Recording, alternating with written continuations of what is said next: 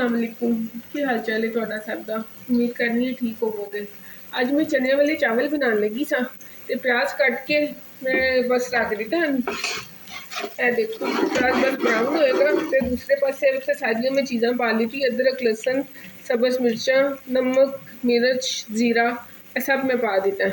दूसरी साइड ते मेरे चने उबल गए ने ते तीसरी साइड ते मैं चावल भिगो के रख दिते हैं।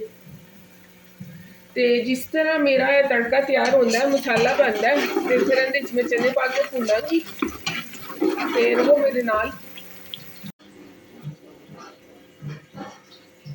प्याज तो देख लो ब्राउन हो गया। बस मैं उन्हें थोड़ा जितना पाऊंगी पानी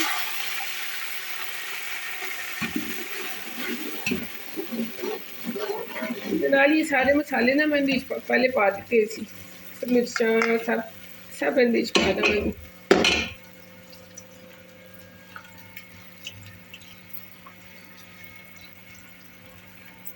मैं घर प्यूरी बनाई सी ना तुहानू मैं दस्सिया मैं ऐड कर देंगे चली गई प्यूरी। बस मैं थोड़ा जिना मसाला बनावगी तो फिर इस तो बाद चने पा देवगी। देखो चने हो गए ना तो मैं सारे चने पा दिते। अज मैं चावल थोड़े क्वांटिटी ज़्यादा बस मैं चने जरा भूनागी 5 मिनट उस तो बाद मैं पानी पावगी तो फिर मैं चावल पावगी। मैं बस उन्हें पानी पा रही हूँ। बस जितने तुसी चावल कटे ने तुसी उस हिसाब के नाल पानी पा लो। मेरे चावलों की क्वांटिटी ज़्यादा है तो इस वास्ते मैं ज़रा पानी ज़्यादा पावगी।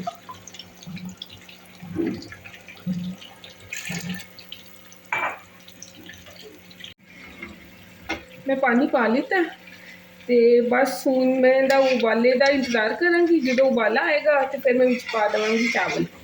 उस तो बाद थोड़ा जिना पावगी गर्म मसाला। तो दूसरा अज मैनू पकाते हुए याद आया कि जो असी अम्मी नाल सवाल करने होंगे अम्मी रोज़े दी किस तरह चखांगे नमक सही है कि नहीं, तो अम्मी साडे कहंदे होंदे सन कि थोड़ा जिना हाथ ते पा के ना सिर्फ अपनी जबान ते लाओ, जबान दे कोने ते ना तो वह जबान ते तुसी लांदे हो ना दरम्यान वाली साइड ते तो तुहानू पता चल जाता तुहाडे विच नमक कितना सही है कि नहीं। जाहिर है रोज़े की हालत ही तुसी चख ते नहीं ना सकते हो, लेकिन अल्लाह ताला ने देखो की चीज़ बनाया है। ज़रा जिन्हें तुसी जबान में टच करते हो तो तुहानू पता चल जाता तुहाडी हांडी च नमक सही है कि नहीं, घट है कि ज़्यादा। तो यह मैं पावगी हूँ नाल थोड़ा जिना गर्म मसाला तो बस उबाले का करांगी इंतज़ार तो फिर पावगी चावल। मेरा पानी उबलने लग गया तो बस यह मैं पा देवगी चावल, सारे चावल पा दिते।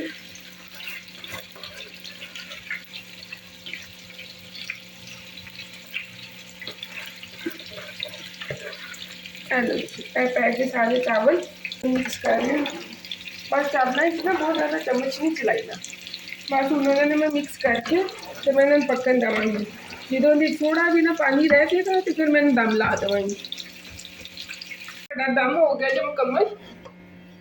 है देखो चावल साढ़े गल गए जे, ये तुहाडे सामने जे। अल्हम्दुलिल्लाह मेरे चावल ठीक ठाक है। देखो